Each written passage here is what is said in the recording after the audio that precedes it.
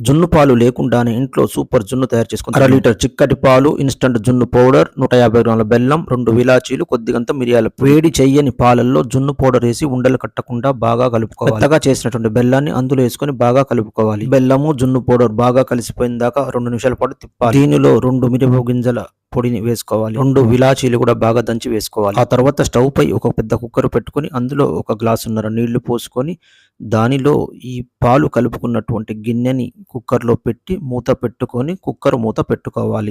3 whistles వచ్చాక మీరు cooker మూత ఓపెన్ చేసి చూస్తే అద్భుతమైనటువంటి గడ్డ లాంటి జున్ను రెడీగా ఉంటుంది. టౌన్లలో ఉండేవాళ్ళు ముఖ్యంగా ఎవరి గేదె ఈంతుందా, మనకి ఎప్పుడు జున్ను పాలు వస్తాయని చెప్పేసి ఎదురు చూడాల్సిన అవసరం లేదు. ఎప్పుడంటే అప్పుడు ఇన్స్టంట్ గా జున్ను తయారు చేసుకొని తినవచ్చు. 90% ఒరిజినల్ జున్ను లాగే ఈ జున్ను పౌడర్ సూపర్ మార్కెట్ లో దొరుకుతుంది. ఎప్పుడు కావాలంటే అప్పుడు మనం జున్ను తయారు చేసుకుందాం. ముందుగా ఛానల్ కూడా సబ్స్క్రైబ్ చేసుకోగలరు. ఇంకా ఎందుకు ఆలస్యం, వెంటనే జున్ను తయారు చేసి రుచి ఎలా ఉందో కింద కామెంట్ రూపంలో రాయండి.